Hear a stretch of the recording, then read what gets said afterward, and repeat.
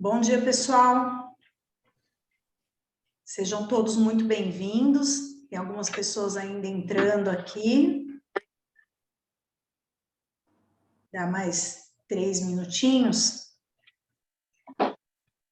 até todo mundo entrar.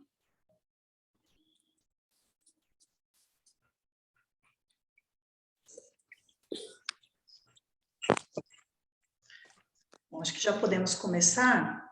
Então, bom dia, eu sou a Marielle, sou da Toalha Comunicação, que é a assessoria de imprensa da Bitrigo.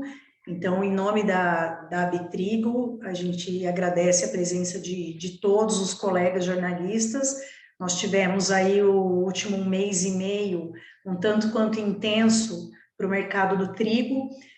Nós recebemos um número bem grande de solicitações, né, de jornalistas, tanto que cobrem o agro quanto de fora do agro, tentando entender um pouco essa dinâmica do mercado mundial, do trigo, que foi bastante afetado e deve ser afetado ainda mais pelo conflito Rússia-Ucrânia.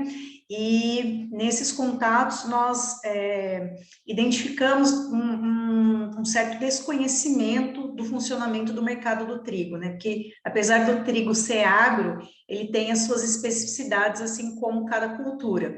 Então, diante de algumas dúvidas frequentes que a gente identificou dos colegas jornalistas, nós propusemos esse momento, né, em que a gente possa explicar para vocês de forma bem didática a importância do trigo no mundo, ao longo da história, como um panorama do mercado mundial, desculpa, de trigo, de importadores, exportadores, como é que fica esse cenário com o conflito e as perspectivas, o Brasil nesse cenário e as perspectivas do Brasil aumentar a produção.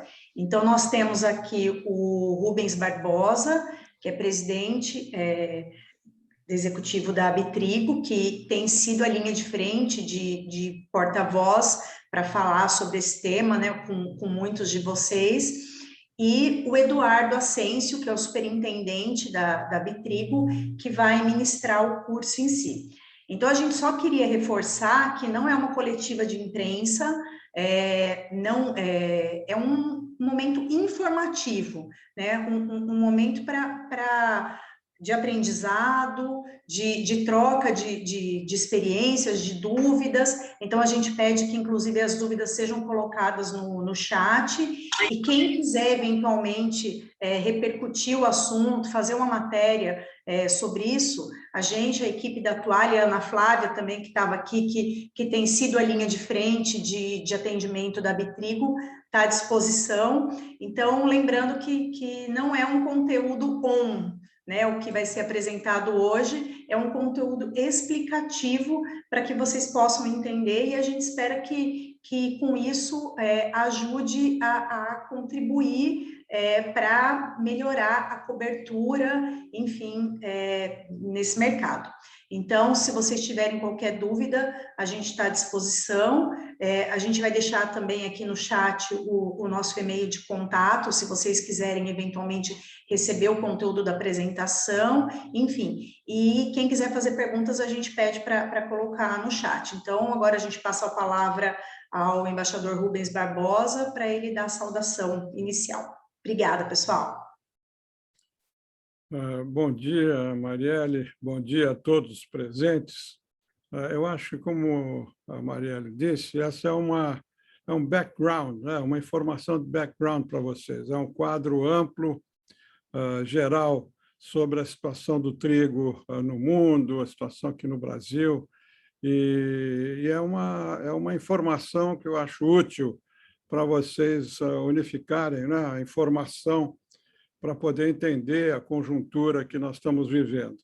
Então, eu queria agradecer aí a Toalha por ter tomado a iniciativa de fazer isso, e eu vou ficar uma parte, porque eu tenho outro compromisso, mas a gente podia começar. Então, mais uma vez, obrigado pela presença de todos. E, Marielle, pode tocar.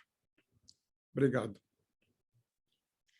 Obrigada, embaixador. Agora a gente passa a palavra ao Eduardo, né, que é o superintendente da Bitrigo, um grande conhecedor do mercado do trigo, tanto da parte técnica, né, quanto de mercado.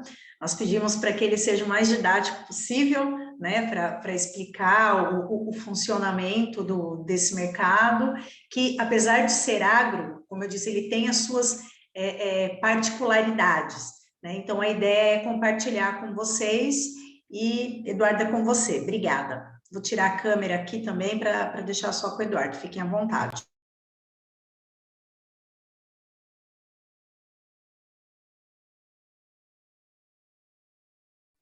Eduardo, você está no mudo.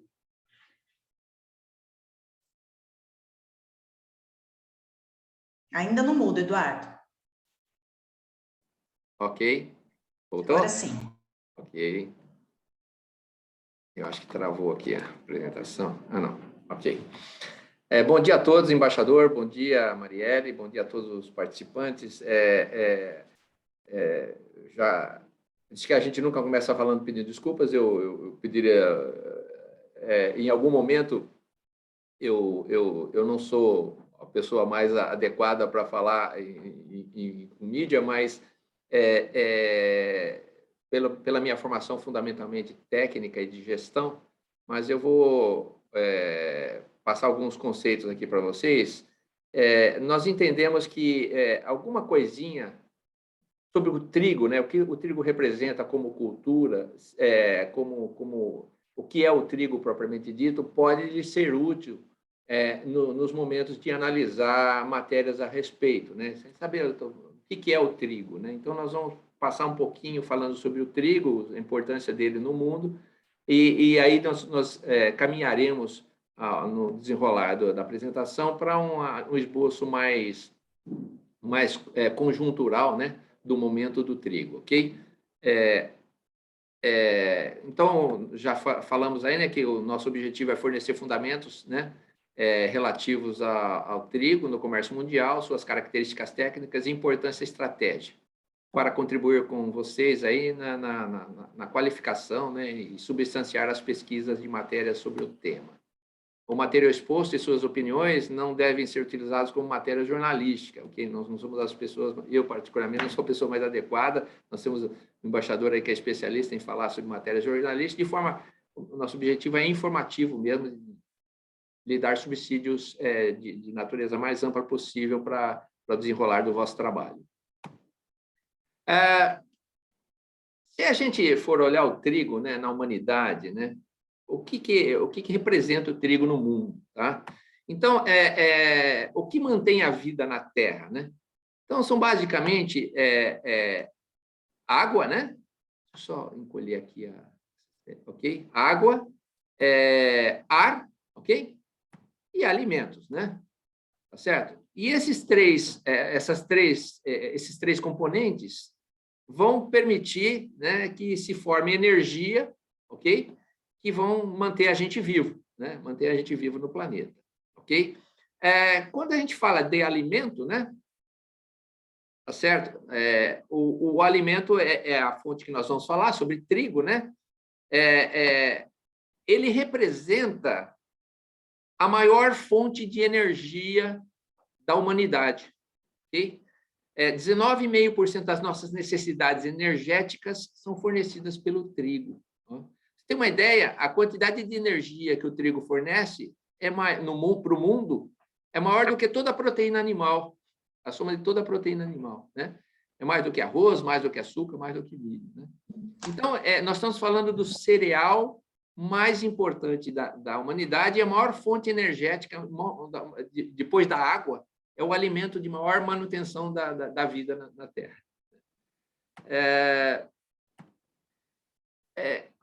Ele tem uma característica interessante no seu uso, a gente chama de uso universal, né? Ele é consumido em absolutamente todos os países do mundo, né?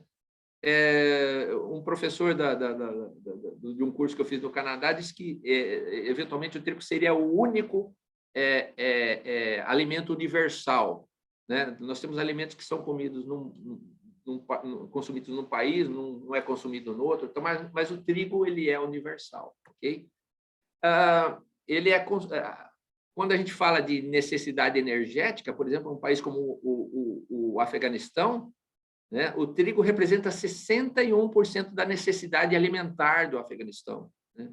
42% do Irã, 35% do Egito, né? Argentina 27%, o Brasil 11,6%. Por que o Brasil é um pouco menor? Porque nós somos um país abençoado mesmo, né? E nós temos outras fontes energéticas, né? Do tipo arroz, feijão, né? Que é costumeiro, que entrou na pauta alimentar do brasileiro, né? Então, nós temos, além do trigo, ok? Só que, isoladamente, né?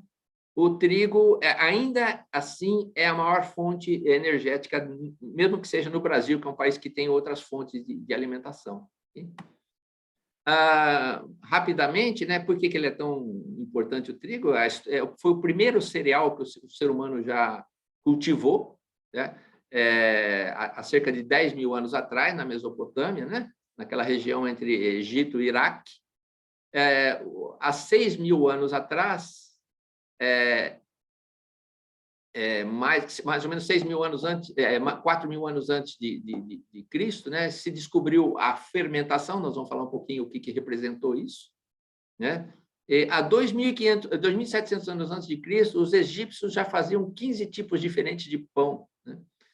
E há cerca de 4 mil anos atrás, os chineses desenvolveram as massas alimentícias, né, que nós... Então, o que eu diria? O trigo tem, além do seu aspecto energético, que nós falamos, aspectos culturais fortíssimos, ou seja, ele está ligado à história da humanidade. Okay? Então, a ponto assim sabemos isso aí, né?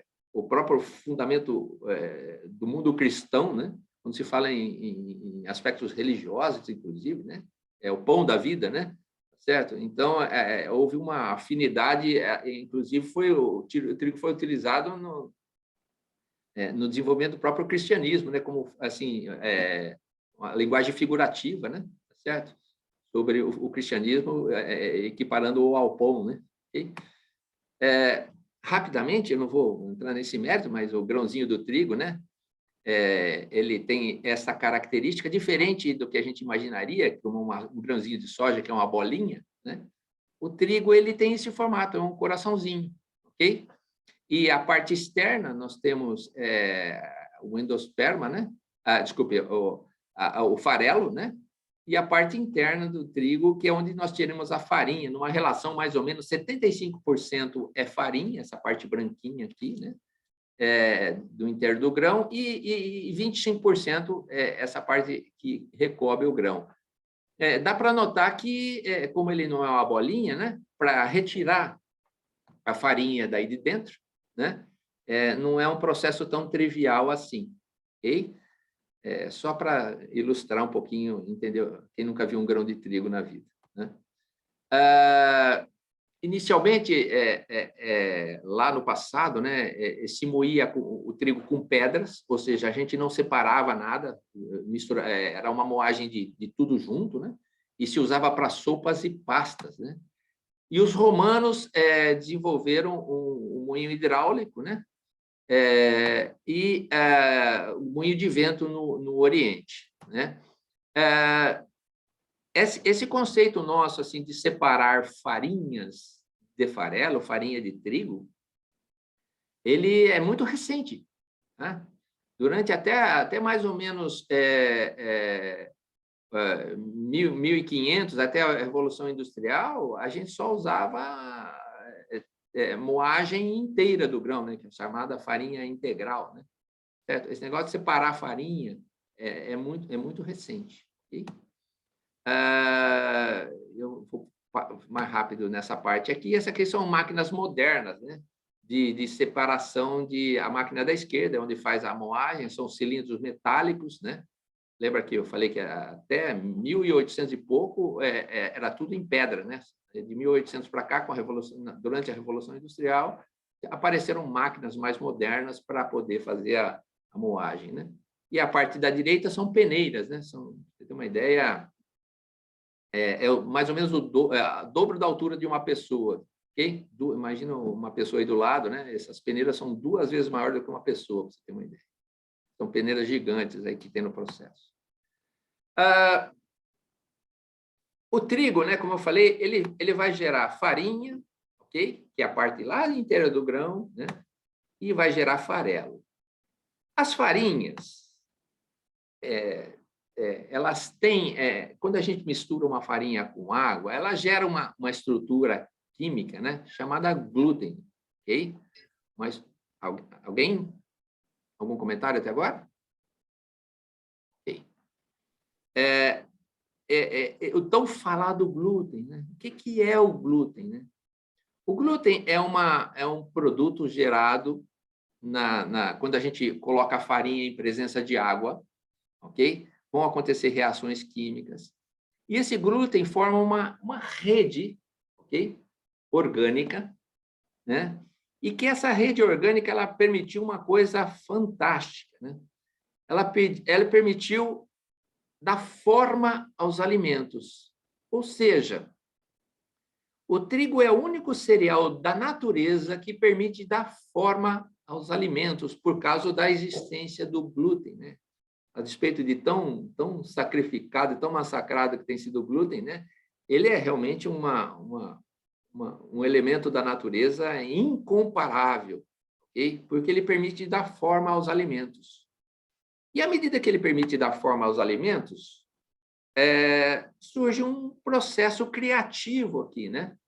Tá certo? Eu posso dar forma das mais variadas possíveis. Então, eu posso fazer milhares de pães diferentes, eu posso fazer milhares de massas diferentes, biscoitos, tortas,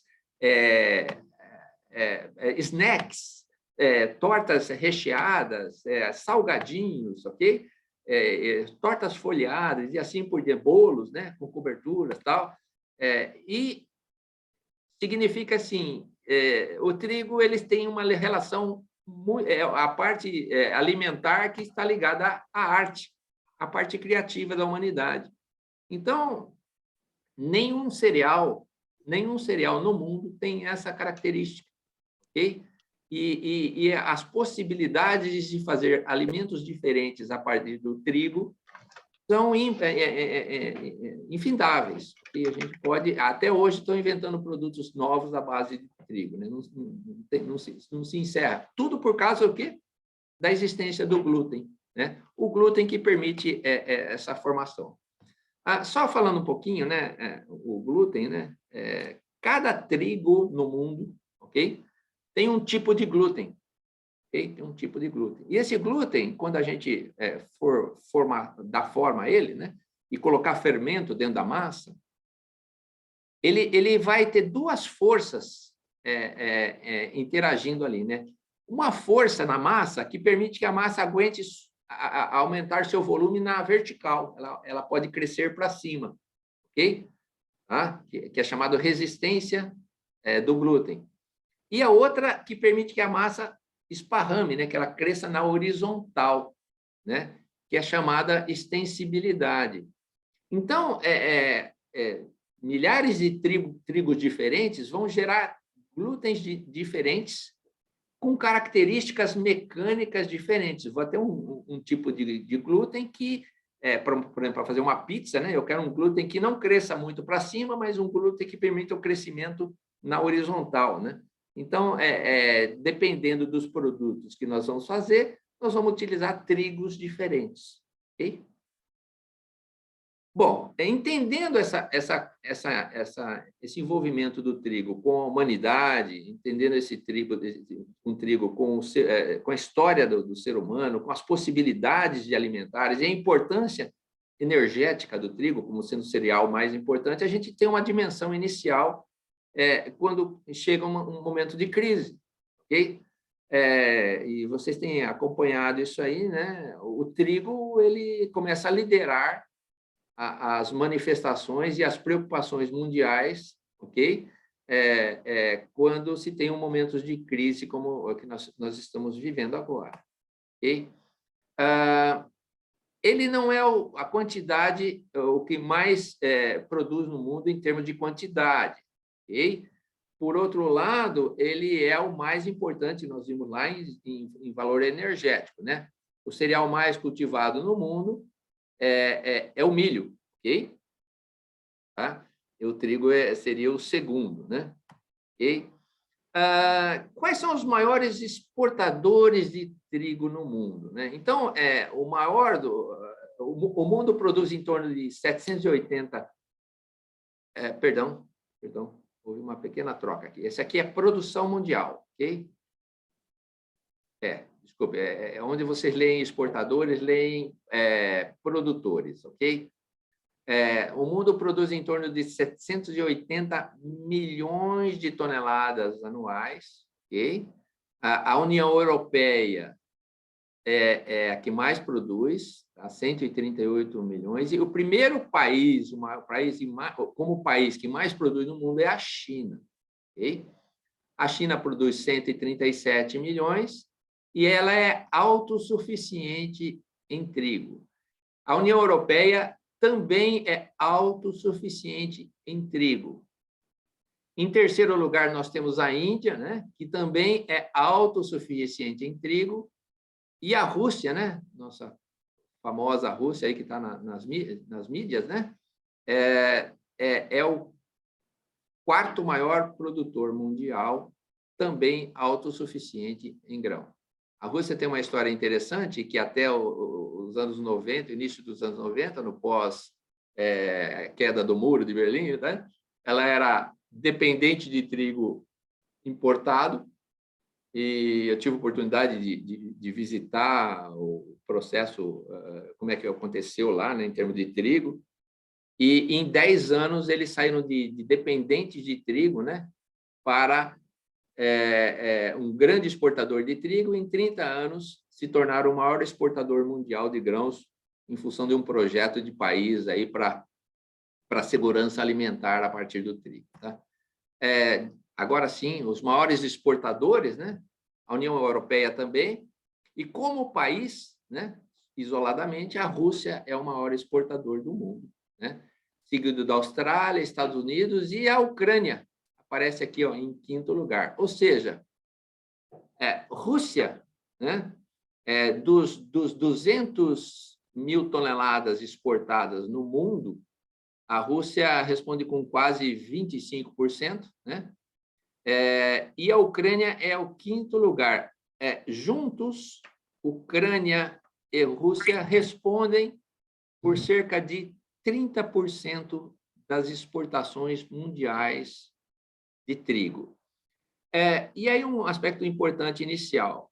Quando a gente falar de mercado mundial, os preços internacionais do trigo são movidos a partir das disponibilidades de trigo para exportação, ou seja, o mercado exportador é basicamente o que vai predefinir os preços internacionais, ok? E se nós temos aí num momento em que o primeiro e o quinto maiores exportadores mundiais estão num processo de crise, né? O que acontece? A influência desses dois players, né, no mercado internacional no que se refere a preços. E eu coloquei aqui também a Argentina, que é o sétimo, que é a maior fonte de abastecimento de trigo importado do Brasil. Okay? Então, nós somos afetados diretamente pelos preços, né, de Rússia e Ucrânia e pelo abastecedor Argentina, que é a maior fonte de importação do Brasil. Também está... Desculpe, aqui são os maiores consumidores mundiais, ok? A China, né? A União Europeia, a Índia, né? Os Estados Unidos e tal. Vocês podem notar que os consumos, aqui onde leiam exportadores, por favor, leiam consumidores, ok? A China é o maior consumidor do mundo, você vê que ela praticamente, né, ela produz o que ela consome, ok? E que representa em torno aí de 20%, né, da produção mundial, ou seja, um espirro lá, né, na produção chinesa mexe com todo o mercado internacional de trigo. Okay? Qualquer queda de safra, problema climático que eventualmente a China tiver, os preços mundiais vão oscilar. Aqui são os maiores importadores de trigo. Okay? O Egito é o maior importador do mundo, né? E o nosso Brasil está aqui no meio, tá? Ele é o 8º maior importador de trigo do mundo. Eu falava assim, mas espera aí, o Brasil é importador de trigo? Ele é um grande importador de trigo. Nós não somos o país do agro? Sim, nós somos um país do agro, mas não somos o país do trigo, ok? Nós somos importadores. Esse aqui é só um gráfico assim, ilustrativo, né? Dizendo que existem países que são importadores e países que são exportadores, né? E aí nós temos um desenho rápido, né, do fluxo, né, do trigo no mundo, né? Os argentinos mandando trigo para a China e para a Indonésia e para o Brasil, né? Os americanos mandando trigo praticamente para o mundo todo, né? Os russos mandando para norte da África, principalmente, Oriente Médio e China, né? E assim por diante. O Canadá também, grande exportador. Então, esse mapa aqui, esse fluxo, as interferências sobre esse fluxo, né? Sobre os custos de trigo, sobre as safras dos países, tal, vai modificar essa logística. E isso aí vai afetar os preços internacionais. E se a gente pegar um momento de corte e falar, bom, o mundo hoje tem quanto de trigo estocado, né? Para um consumo de 780 milhões de toneladas, como nós vimos lá, nós temos estoques no mundo de 278 milhões nesse momento, alguma coisa em torno disso. Isso significa mais ou menos aí uns 35%, né, do consumo anual, okay, em estoques. E pasmem, né, metade desse estoque mundial está na China, né? A China ela tem um comportamento muito interessante quando se fala em segurança alimentar, né? Isso aí, características históricas dos chineses, né? E características políticas também, tal, em que eles mantêm 50% dos estoques mundiais de trigo, neste momento, estão na mão dos chineses. Okay? E este quadrinho é um quadrinho muito importante quando nós falamos de mercado, ok? Que é oferta e demanda, né? Mundial de trigo, ok? Todo ano, né, a gente vira de um ano para o outro com chamado estoque inicial, ok? Que basicamente são os estoques que nós vimos ali, os estoques de trigo, esses estoques permanecem ao longo do ano, um pouquinho mais, um pouquinho menos. Então, se nós pegarmos aqui do ano de 2021 e 2022, né, um estoque inicial de 291 milhões de toneladas, ok? E uma produção de 779 milhões de toneladas, né? Perdão. E importações, né, de 198 milhões de toneladas e uma disponibilidade, ok? Mundial de 1.268 milhões de toneladas. Okay? Vamos aqui, um consumo, né, de 788 milhões, okay? Que é muito parecido com a produção, exportações de 200 milhões de toneladas, okay? E nós temos uma demanda mundial de 989 milhões, o que dá um saldo de 278, que vai ser o estoque inicial do período 2022-2023. Nos últimos anos, né, nós tivemos problemas climáticos muito fortes, okay? no hemisfério norte, no ano 2020 e 2021, né? E esses problemas de secas afetaram o milho, né? E o trigo, certo? Quando afetou o milho, parte do trigo que tinha sido ofertado para o mundo migrou para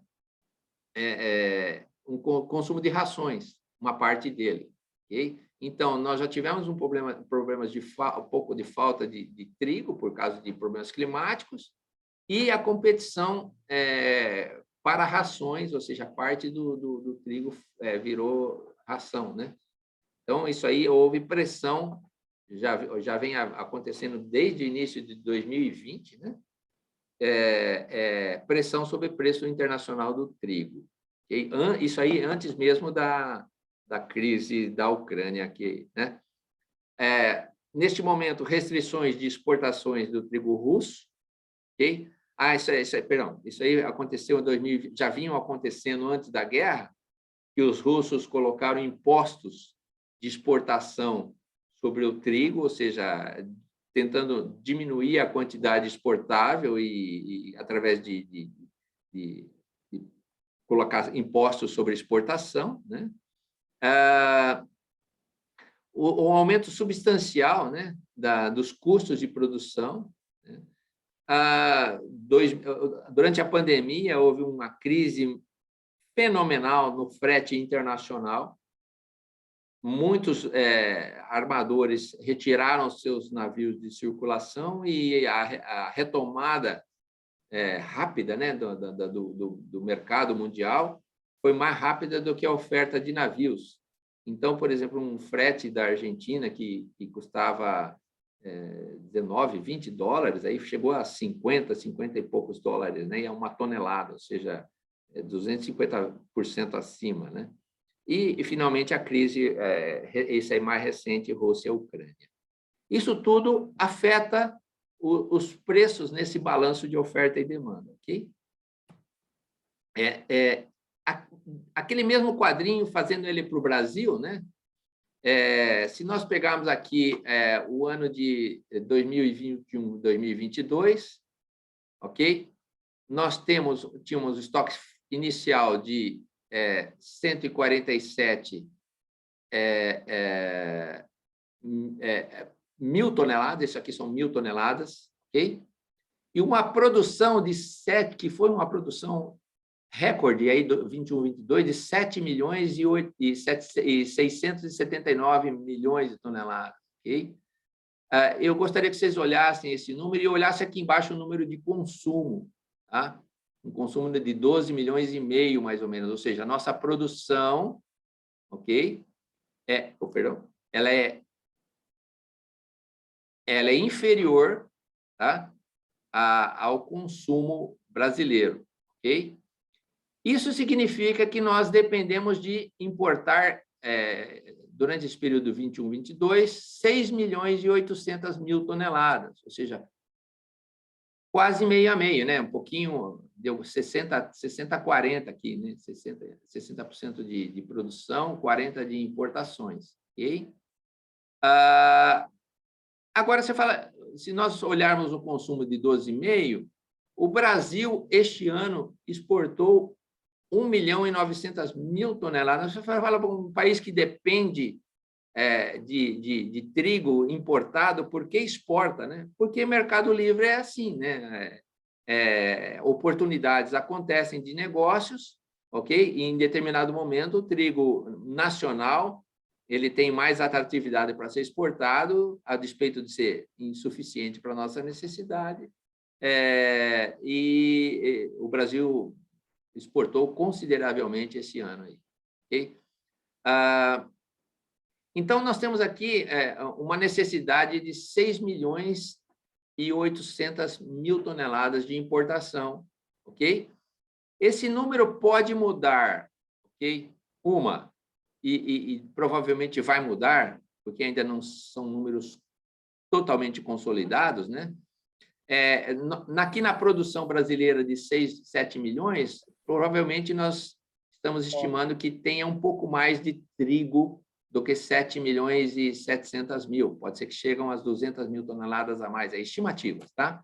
Então, ou seja, a gente deveria importar um pouquinho mais. Por outro lado, as exportações brasileiras, né, que estão aqui em 1.900.000, tem grandes possibilidades de passar de 2,5 milhões de toneladas, ou seja, a gente produz 200.000 a mais aqui, né, mas exporta 600.000 a mais, ou seja, esse número de importação aqui de 2021, 2022 deve ser maior, provavelmente será maior do que 6.800.000 toneladas. Se nós formos para a previsão para o próximo ano, ok? É previsto uma produção um pouco maior, okay? De 7.800.000, e um consumo aqui de 12.700.000 e uma exportação de 1 milhão de toneladas. O que nós assim apontamos? Que existe boa chance, né, para os projetos que estão acontecendo no Brasil, dessa produção do próximo ano ser maior ainda, passar de 8 milhões de toneladas, existe essa possibilidade, estão falando no campo das estimativas, né? E existe também uma possibilidade de exportação muito maior do que 1 milhão de toneladas, certo? Então, são variáveis que nós vamos estar convivendo ao longo do ano, ok?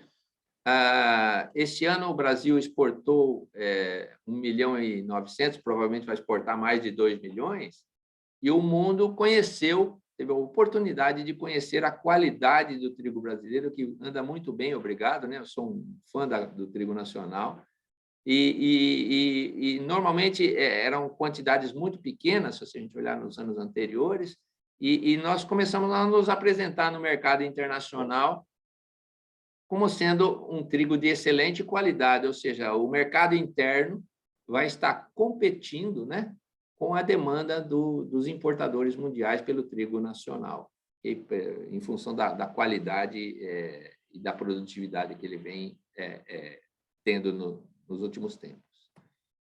Se a gente olhar, eu fiz uma tentativa de gráfico, que essas barrinhas, ok? Se a gente pegar da esquerda, 2012 até 2021, os últimos 10 anos de trigo, ok? E essas barrinhas azuis seriam o consumo brasileiro de trigo, ok? Então, nós começamos lá em 2012 com 9.850.000, e 2021 estimamos 12.700.000 toneladas.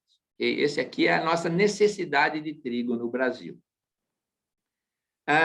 Se nós colocarmos a produção nacional de trigo, okay? Essa linha vermelha, nós vamos ver que ela tende a crescer, né? E nós, agora em 2021, batemos um recorde aí dos últimos 10 anos. Okay? E, se Deus quiser, nós vamos bater o outro recorde o ano que vem. É agora em 2022. Né? Na próxima safra, devemos bater novo recorde. Ok? Então, nós precisamos de 12.700.000 toneladas, né? E produzimos 7 milhões e... Okay? A linha verde é a quantidade de trigo que nós importamos, ok? De outros países. Ela vem muito estável, até com uma pequena tendência de queda, né?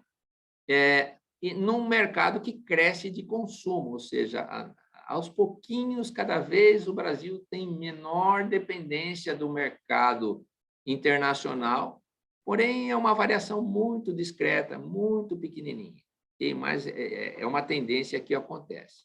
E aqui nós temos as exportações de trigo. Se nós fizermos uma linha de tendências, né? A linha azul significa mais ou menos a nossa tendência de aumento de consumo. Okay? A linha vermelha seria a tendência de produção nacional e a linha verde são nossas importações de trigo. Okay?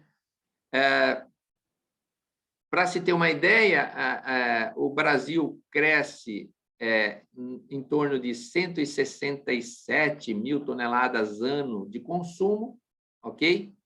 desculpe, 162 mil toneladas por ano. Todo ano ele cresce 160 mil toneladas, 162, e a nossa produção cresce um pouquinho acima, em torno de 167, 169 mil toneladas ano. E aí, quando nós somos importadores, né, da onde a gente vai buscar o trigo? Então, nos últimos 10 anos, da onde a gente foi buscar os trigos brasileiros? Ok?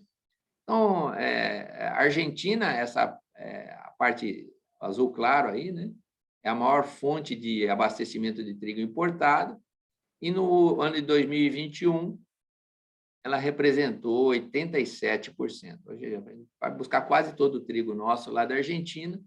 Alguma coisa vem do Paraguai, que está indo muito bem com a sua cultura do trigo, alguma coisa do Uruguai, e aí Estados Unidos, importante fornecedor, né?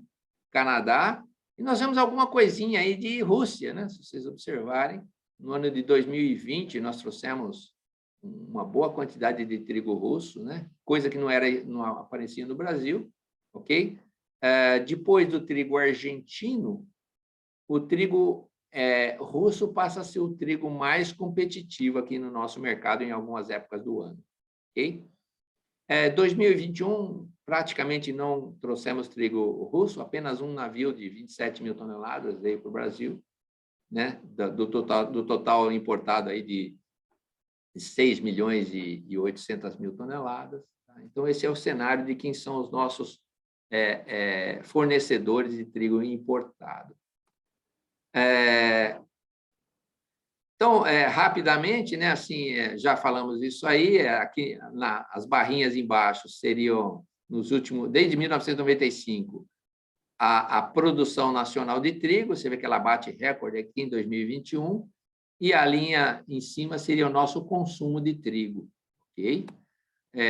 A produção cresce 167 mil toneladas por ano e o consumo, ou seja, cada ano que passa, a gente está um pouquinho menos dependente, mas é muito discreto.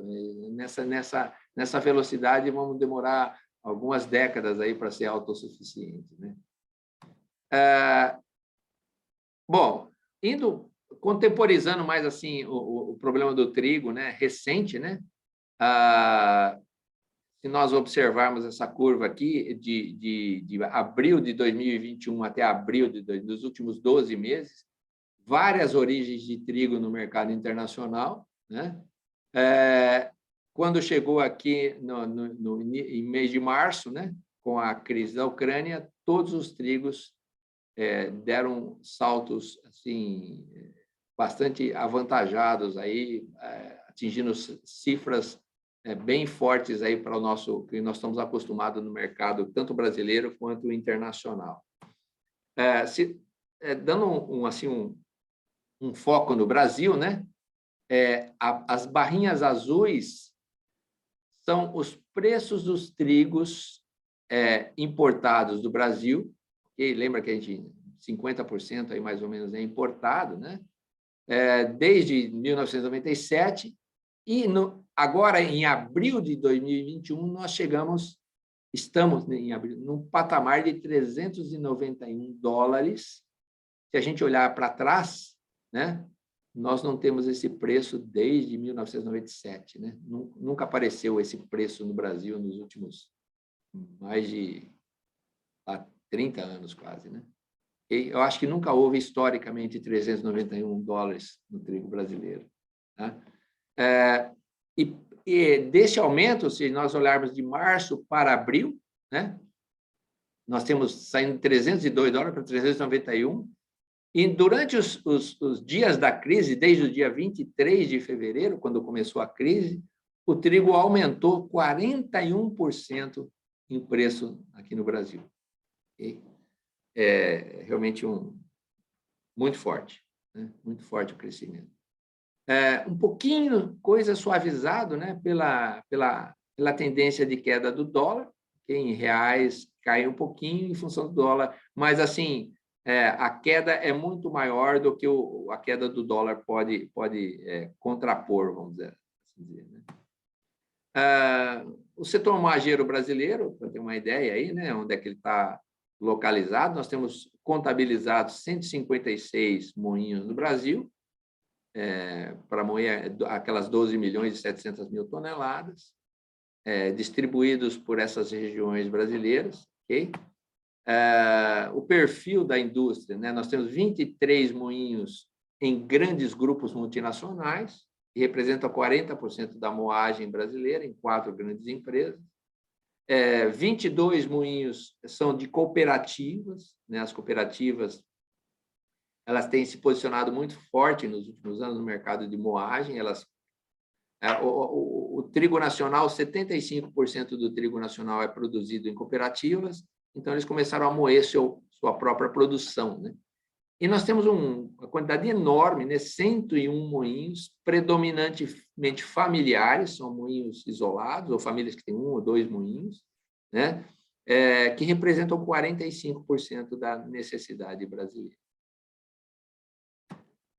A localização geográfica, né, interessante, né?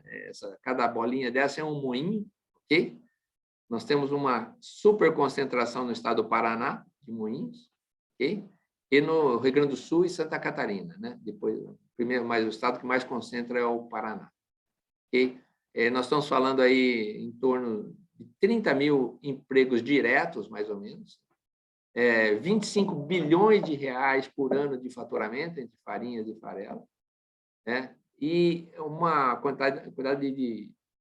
Assim, a gente não consegue dimensionar propriamente, mas milhares de empregos indiretos em transportadores, né? Ou seja, a gente sempre tem que pensar assim, né? Cada tonelada de farinha que é produzido, né? Sempre tem um equivalente de trigo que é transportado, ou seja, um transporte de produto acabado no moinho representa a mesma quantidade de volume que está chegando a esse moinho. Então, nós temos 2 transportes, né? Quantidade muito grande de armazenamento, laboratórios, serviços terceirizados, fornecedores de embalagens e insumos, ok? Isto aí eu não incluí, né, nessa análise preliminar a fase seguinte da cadeia do trigo, que seriam os fabricantes de massas, biscoitos, panificadores, né? Só padarias no Brasil, nós temos 60 mil padarias, né? Não está nesse número aqui, né? Então, imagina a quantidade de empregos que nós temos na cadeia inteira do trigo, né? Provavelmente a maior cadeia em termos de laboral do Brasil, né? Os tipos de moinhos que nós temos no Brasil, né? Eu coloquei 3 tipos básicos aqui, né? Na parte inferior, nós temos um moinho típico de campo, né? Tá certo? Próximo da região agrícola, né? Tá certo? Na parte inferior do lado direito, nós temos moinhos portuários, né? Que recebem trigo de navio e coisa que vale. E na parte superior, moinhos urbanos, né? Que ficam nas cidades, né? Então, tem 3 perfis básicos de moinho e os tamanhos deles também variam muito, né? Desde moinhos pequenos, da ordem de 1.000 toneladas mês, até moinhos gigantes de 50 mil toneladas mês, ou seja, tem uma variação de tamanhos gigante aí nesse processo aí. Então, basicamente, falamos um pouquinho sobre o trigo, sobre, né, a sua importância, sobre o mercado internacional, sobre o mercado brasileiro e o que está acontecendo conjunturalmente, né? O trigo brasileiro, como eu falei, nós somos dependentes ainda de importações. O Brasil tem esse processo de crise internacional, ele desperta muito uma coisa que assim nós não temos para o trigo, são aspectos relativos à segurança alimentar, né? Ou seja, como nós temos a abundância de fornecedores, tipo de coisa, esse aspecto do trigo como segurança alimentar é diferente, por exemplo, no Afeganistão, né, cujo trigo representa 61% do que eles comem lá, né? Então, nós temos uma oferta bastante importante aqui no Brasil, então, nunca assim, houve um foco muito grande, né, assim, em termos de autossuficiência, né? Nesse momento de crise, esse posicionamento dos países mudam. O Brasil também tem se questionado bastante, né? A gente tem podido participar de eventos aí que a gente observa, né, que o mercado começa a olhar com muito mais carinho esse aspecto, né, e projetos têm sido aprovados em função dessa visão contemporânea aí da segurança alimentar. Um dos projetos que recentemente a Bitrigo participou, mas que foi conduzido pela Embrapa, nós fomos coparticipantes do projeto, solidários ao projeto, é o projeto de expansão do trigo no Centro-Oeste, né? Que abre uma fronteira agrícola para trigo bastante importante e pode levar a gente a horizontes maiores aí em termos de produção de trigo do Brasil. Basicamente, acho que a gente pode enriquecer mais aí o conteúdo à medida que as perguntas forem acontecendo. Obrigada, Eduardo. A gente tem três perguntas aqui. Uma é da Juliana. O Brasil não é autossuficiente em trigo, mas exporta trigo. Poderia falar um pouco sobre este movimento de mercado? Bom, tem algumas componentes aí, né? Sim. Uma que existe muita concentração de produção de trigo no sul do Brasil, ok? E uma vez estando concentrado ali, o consumo ele está distribuído pelo Brasil todo, né?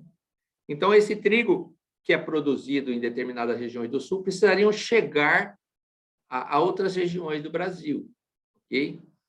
E como nós não temos bem desenvolvido, e agora recentemente foi aprovado, né, a legislação, a regulamentação da BR do Mar, tal, os custos de levar trigo para o norte e nordeste do Brasil, do sul, são muito mais caros do que você trazer trigo da Argentina, por exemplo, lá para o nordeste. Então, esses trigos que são concentrados no sul do Brasil têm mais vocação para exportar, por exemplo, para a África, né? Sai mais barato do que levar para o Nordeste, por causa da cabotagem nossa, ela ainda é incipiente, né? E ela não suporta os custos de levar trigo para lá. Então, a logística do trigo, ela afeta essa exportação. Outra coisa que afeta é o momento que eu tenho o trigo e os compradores, certo? É mercado, livre mercado. De repente, eu tenho um comprador que tem mais interesse do meu trigo do exterior do que do próprio mercado interno. São nuances típicas de um mercado livre, um mercado aberto. E, nesse momento, quem tem mais interessado e paga mais, vamos dizer assim, leva o trigo. Então, o livre mercado tem isso. Então, aconteceu isso no Brasil, de determinados destinos, o trigo chegar de uma maneira mais competitiva e o trigo ser encaminhado para a exportação.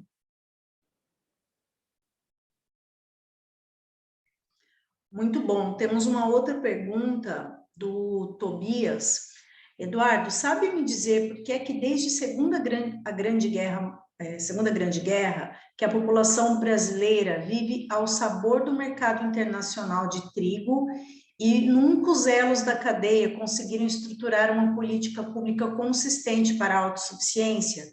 Como está a produção do trigo tropical? Você acenou sobre isso na sua última observação, mas se você puder falar um pouco mais sobre isso. Assim, sobre história e política, eu não seria a pessoa mais indicada, mas eu vou contar uma história para vocês que me chamou muita atenção. Eu tive a oportunidade de acompanhar uma pessoa que participou da história da virada da Rússia, né? Um senhorzinho de quase seus 80 anos de idade que acompanhou todo o processo da Rússia se transformar em autossuficiente. E aí a gente pode inferir algumas coisas para o nosso mercado. No ano de 92, os russos precisavam, na época, lá, em torno de 30 milhões de toneladas e produziam um pouco mais de 15 milhões, ou seja, metade, mais ou menos a situação que nós estávamos. E lá não tem muita alternativa, como nós temos de outras fontes de caloria, como o Brasil é muito rico, né, em termos de alternativas, né? E eles chegaram à conclusão de que eles precisavam de trigo para sobreviver, né? E o país tomou uma decisão estratégica, ok? De ser autossuficiente em trigo, isso no ano de 92. No ano de 98, eles se tornaram autossuficientes, ok? Nesse período, eles tiveram que tomar uma decisão, e aí é o que eu chamo de decisão estratégica de país, né? O trigo passou, ele também era utilizado para ração animal. Entre esse período, logo depois de 92, 93, 94, eles tiveram que debater o fato seguinte: ou nós comemos trigo, ou seja, plantamos trigo para nossa sobrevivência, ou nós alimentamos animais. Se a gente continuar mantendo a nossa pecuária, né, nós não vamos ter trigo para a nossa autossuficiente. E eles tomaram uma decisão, e aí que eu começo a falar o que é uma decisão estratégica de país, né? Que você tem que optar por uma coisa ou por outra. E eles optaram pela autossuficiência e abriram mão, e a gente sabe disso, que a Rússia agora está retomando sua parte pecuária depois de 30 anos depois, né? De falar o seguinte: nós vamos focar o trigo para a alimentação humana. E isso aí, em 98, se tornaram autossuficientes, e no ano passado, ano retrasado, 2020, eles se tornaram o maior exportador de trigo do mundo, ou seja, em 30 anos saíram de dependência para o maior exportador do mundo. O que eu falo aqui? O que eu vi de diferente? Eu vi uma firmeza de propósitos, sabe? Uma grande firmeza de propósitos, um planejamento estratégico para uma determinada finalidade. Eu acho que o Brasil nunca colocou a autossuficiência como sendo uma meta de país, ok? Eu tenho certeza que o dia que colocar, nós vamos ser mais rápidos do que os russos, né? Mas nunca houve um projeto, né, assim, estruturado de autossuficiência e com princípios assim de, olha, realmente nós queremos ser um país autossuficiente. Então, nós temos a Argentina do lado, né, que tem abundância de trigo, né, e nós temos alternativas no Brasil de competir com o trigo, nós temos outras fontes de carboidrato. Então, tudo isso aí deixa o trigo vamos dizer, no nível de importância mediano em relação ao nível de importância que ele tem, por exemplo, na China, né? Tá certo? A China é autossuficiente em trigo, você imagina. O maior país do mundo, em termos de populacional, é autossuficiente em trigo, né? Então, são projetos que precisam ser conduzidos, e eu acho que esse momento está fazendo uma grande reflexão, está sendo assim, está trazendo a gente, todo mundo dos setores, tal, dos produtores, do consumo, do mercado, né, para essa importância de nós caminharmos aí para um projeto mais arrojado de trigo para o Brasil. Eduardo, tem mais uma pergunta aqui do Luiz Pitombo. Existem variedades adaptadas ou só recentemente? Eu não falo adaptadas a quê, mas... Ok, ao clima e etc. Então, aí no Brasil nós temos um órgão que se chama Embrapa, né? Respeitável. Acho que aí todos nós devíamos atribuir à Embrapa um grande nível de respeito, porque ela começou a desenvolver variedades de trigo adaptadas à necessidade do Brasil. Tem duas adaptações aí importantes, né? A adaptação de natureza climática, ou seja, o Brasil ele é um país tropical. Normalmente os trigos são mais fortes e mais concentrados em países mais próximos dos polos, ok? Tipo Argentina, Canadá, Rússia, Austrália, né? Então, são países que têm uma vocação climática um pouco mais favorável do que o Brasil.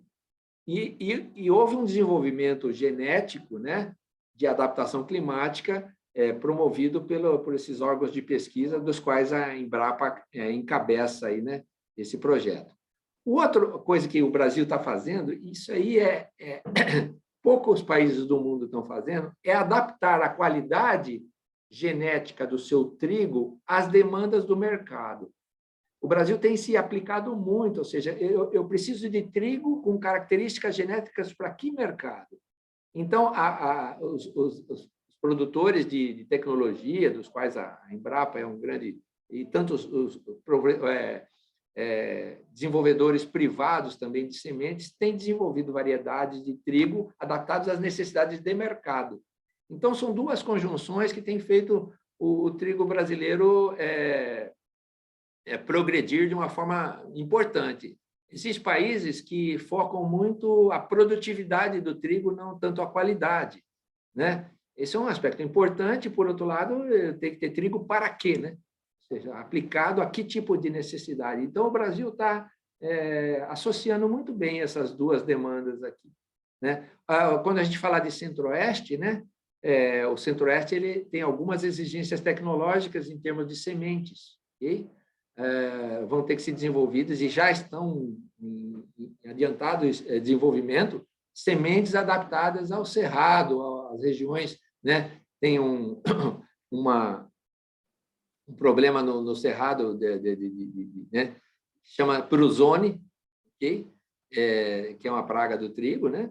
E então nós temos que desenvolver variedades de trigo que seja resistente a esse tipo de ataque, né, da natureza, são condições da natureza. E esses desenvolvimentos estão acontecendo no Brasil.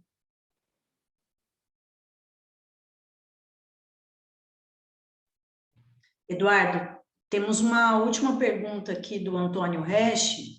É só um comentário do Tobias em relação à sua pergunta anterior. Então, ou seja, o Brasil não tem uma estratégia para o trigo, né? Digamos que agora temos a Política Nacional do Trigo que concorre para que se tenha. Aí o Resch fez uma pergunta: gostaria de saber sobre a qualidade do trigo brasileiro. Tem a mesma qualidade do trigo europeu, por exemplo? Por isso que eu falei um pouquinho do trigo, do glúten, né? Porque é o seguinte, quando a gente fala de qualidade de trigo, ok? A gente que mexe com esse negócio, a gente fala qualidade para quê? Né? Então, quando a gente fala qualidade para quê, significa que um trigo pode ser muito bom para uma coisa, né? E não ser bom para outra, né? Então, por exemplo, se eu pegar uma variedade de trigo muito boa para pão, né? Fazer pão, e for usar para fazer biscoito, por exemplo, creme cracker, ele vai ser um desastre, né? Porque o creme cracker ele não pode ter crescimento na vertical. Imagina um creme cracker que fica parece uma carteira, assim, né? Tá certo? Ele não tem qualidade. Então, o trigo ele tem que ter qualidade adequada ao seu destino. Então, por exemplo, tem trigos da Europa que não serviriam para algumas necessidades. Então, para o nosso mercado, seriam trigos ruins, ok? Por outro lado, os trigos que são desenvolvidos no Brasil estão sendo cada vez mais adaptados às nossas necessidades. Então, eu diria assim, os trigos estão indo muito bem em termos de qualidade, ok? Durante algum tempo, para fazer pão, por exemplo, no Brasil, a gente usava só trigo importado para fazer correção de trigo nacional. Usava o trigo nacional, usava um trigo importado. Recentemente, houve uma crise aqui no Brasil de qualidade de trigo importado que nós usamos o trigo nacional para fazer correção de tão bom que ele estava naquela safra. Então, nós estamos caminhando no sentido de adequar as qualidades às demandas. Então, o nosso trigo, para o que nós precisamos, está indo muito bem, obrigado. Uma última pergunta da Eliane, da Globo Rural. No ano passado, parte do trigo produzido no Brasil foi desviada para ração na falta do milho. Ou seja, moinhos disputaram trigo com grandes empresas de proteína animal. Esse trigo era de baixa qualidade? Esse movimento pode se repetir neste ano?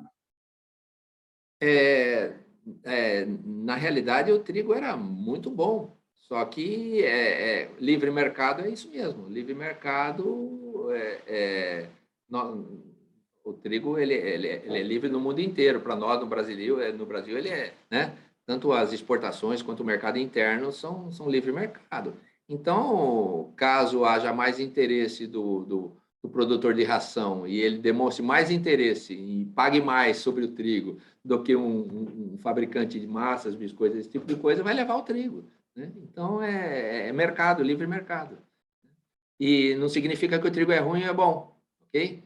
Trigos muito bons foram destinados à fabricação de ração porque houve uma oportunidade econômica e comercial daquele momento. Falando um pouquinho, só complementando rapidamente sobre a política de trigo, né? Assim, a Bitrigo tomou uma iniciativa, né, de desenhar uma política nacional de trigo, né? Ela fez uma política, o que deveria ser uma política nacional de trigo, e todos os tópicos que essa política deveria abordar, porque uma política ela tem que ter várias frentes, que nós chamamos de pilares, né? Tem que ter um pilar logístico, um pilar fiscal, um pilar, né, tecnológico e tal. Então, são os pilares de um plano adequado. E a Bitrigo ela desenvolveu essa política nacional do trigo. E como contribuição para esse projeto aí que nós falamos, né, de ter um projeto estruturado de médio e longo prazo, e esse projeto ganhou agora, recentemente, ganhou força, né, porque nós precisamos ter um projeto mais estruturado de médio. Quem tem um projeto? A Bitrigo fez um trabalho, né, com vistas a contribuir, né, com um projeto de trigo para o Brasil.